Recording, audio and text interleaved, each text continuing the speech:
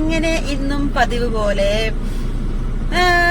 എന്താ പറയാ, നമ്മള് 4:30 കഴിഞ്ഞപ്പോ ഇന്ന് വീട്ടിൽ നിന്ന് ഇറങ്ങി. ഇപ്പത് നമ്മള് കോതമംഗലം റൂട്ടാണ് കേട്ടോ.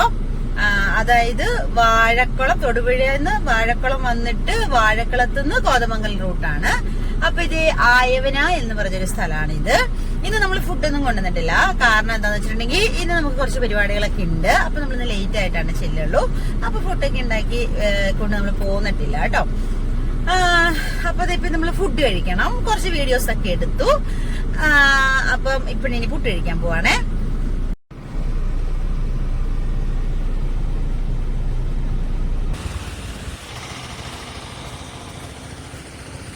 നമ്മൾ ഇവിടെ നിന്നാണ് രാവിലത്തെ ഭക്ഷണം കഴിച്ചിട്ട്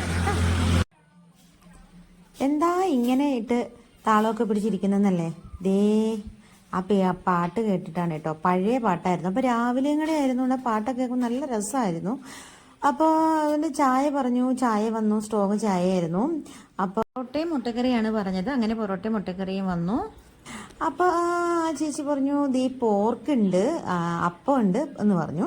ചൂടൻ അപ്പം ചടിച്ച് ചുട്ടുകൊണ്ടിരിക്കുകയായിരുന്നു കേട്ടോ. അപ്പോൾ അങ്ങനെ പോർക്കും അപ്പവും പറഞ്ഞു. അപ്പോൾ 2 പേർക്കും കൂടെ മിക്സ് ചെയ്ത് കഴിക്കാമല്ലോ. അപ്പോൾ അടിപൊളി പോർക്കായിരുന്നു കേട്ടോ. ഫുഡെല്ലാം നല്ലതായിരുന്നു.